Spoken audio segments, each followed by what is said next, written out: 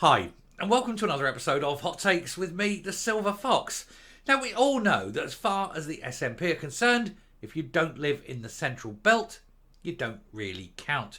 Indeed, you barely exist. You certainly don't register in any of their concerns. Anyone in the Highlands or the Islands may as well be on another planet. And this is evidenced many times in many policies. But there is one policy that we're going to look at here, which goes to show not only has it failed, but it's failed so spectacularly that it is almost a joke. And that is a way of sort of improving rural housing. There's a rural housing scheme has come, but was announced with its fanfare and all this, and it has garnered exactly zero interest. Not one application. Why? Is it complex? Is it overly difficult? Is it the sort of thing that is designed to sound good when they announce it, but is unachievable in reality? Well, I think all three of those things are probably true. Let's have a look and see why, yet again, Humza Yousaf has failed in rural Scotland. Here goes. So Humza Yousaf presides over another failed policy as flagship rural housing scheme fails to attract any interest whatsoever. It's just another typical fail from a man who fails at every single thing he tries. He's had zero success in his entire political career. Not one thing. Not one. The First Minister has been slated by the Scottish Tories after his fund to help councils locate homes for rural workers garnered no interest at all in 7 months.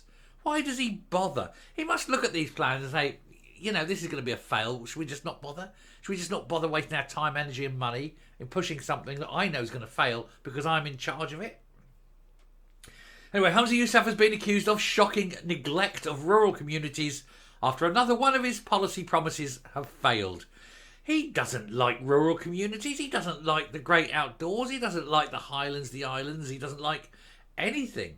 He just wants the central belt where all the people are, where all the money is, where all the power is, to kowtow and kiss his arse. You're any further north than, say, Falkirk. He don't care. It may stretch to Dundee, but only because he lives there. But after that, you're done. The Scottish Government committed £25 million to the fund, which was designed to help councils identify affordable homes for workers employed in sectors key to the rural economy. But 7 months on, and it's been revealed that no properties have been secured. It adds to a list of failed Yousaf policies since he became First Minister, including uprating the Scottish child payment, hasn't happened, and offering free school meals to every child, which hasn't happened. Both of these have been delayed or scrapped, and the Scottish Tories highlighted this as another example of the SNP ministers over-promising and under-delivering. Not delivering at all. And they accuse their rivals of being too obsessed with the central belt, as I mentioned. If it isn't there, they don't care. It's literally it. They just don't. It doesn't even enter their minds, And there's a lot of people living up. It's not people dense, but there's still a large number of people there who are going completely ignored by the government. A written response by the SNP Housing Minister to Shadow Housing Secretary Miles Briggs revealed this shocking revelation about the lack of interest in the scheme. He claimed that the disinterest showed the meeting for demand for homes in rural Scotland is simply not a priority for the central belt obsessed government.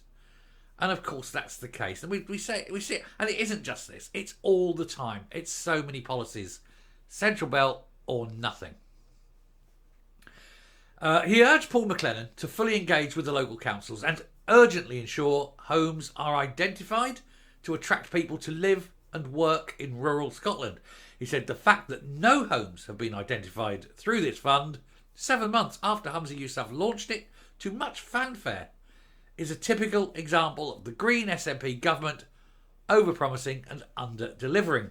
And they've completely neglected the housing needs of rural Scotland. And this fund looks to be the latest shocking example. And it's not the only shocking example. As he said, it's only the latest. So many things that they fail on all the time. Literally don't care, do they?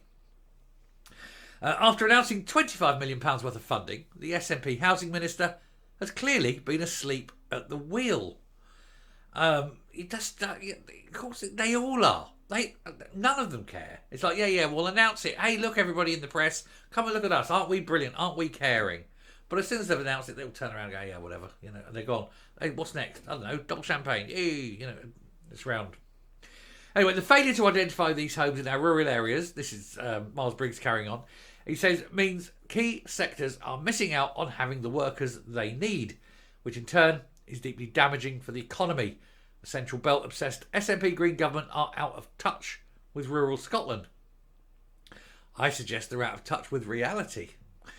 They repeatedly fail to back up their warm words with the required resources, and these communities are simply not a priority for them. No, there's only one priority, and we know it. Salmon Scotland also detailed the issues caused in its industries due to a lack of rural housing. Chief Executive Tavish Scott said the Scottish salmon sector is vital for Highland and Island economies, but too often our member companies face employment challenges because of the lack of rural housing. I know the Scottish Government takes this issue very seriously, and we hope to see progress with some of its initiatives. The cluttered licensing regime and planned rent hikes mean that more than $20 million per year is soon to be expected to be paid by salmon farmers to regulators and quangos, rather than all that going into a pot in Edinburgh. And we believe that half should be ring-fenced for rural housing in coastal communities. And I think he's right. These places, you drive through them and that, I mean, they're beautiful areas and whatever, but there is a lot of depression, there is a lot of poverty, and it's housing poverty. People just don't have anywhere to live, and then they are living in completely inappropriate places, shacks and things, because there's nowhere else. Housing Minister Paul McLennan blamed Brexit, because he isn't going to blame his own party's policies, is he? And COVID for the issues. But this isn't Brexit and COVID. It really isn't. Allow planning permission. Build houses. It's not hard. You can't blame Brexit. That was 10 years ago. And you can't blame COVID. That was 10 years ago. Oh, that was 5 years ago. Getting on. He claims that the number of affordable homes completed in the latest year is the highest annual figure since 2000. Good quality housing is essential to attract and retain people in rural and island communities. He said the Scottish Government has supported the delivery of more than 10,000 affordable homes across rural and island areas. 10,000 since when? 10,000 sounds a lot, but not if it's over 17 years.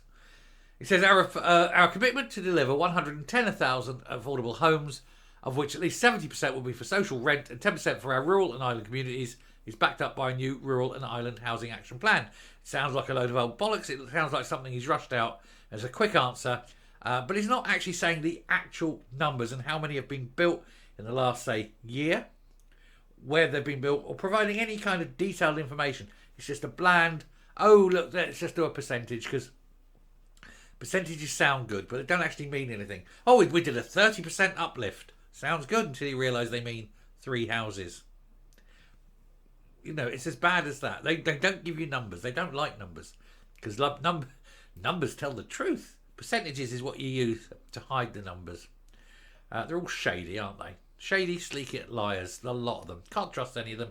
And him you can't trust, but mainly because there's nothing about him that's trustworthy. He's a liar, and he refuses to tell the truth because he knows the truth is so damaging. Anyway, I shall round up and come up and we'll finish the video. They constantly deal in lies, in half-truths, in spin, and in false and inflated statistics because they can never tell the truth. But the ultimate fundamental truth there is that they just don't care. They put 25 million into a fund and go, oh, look at us, we're virtuous and we're brilliant, we're doing this. Not one house has been bought. And it's probably because the rules are so tight that they're not allowed to pay more than X or Y for a house, and there's just simply none available for that price. Stupid, isn't it? Give me 25 million, I'll build you a load of houses. Anyway, I shall stop there. Thank you very much for watching. Do please hit the subscribe button, and I will speak to you later. Bye.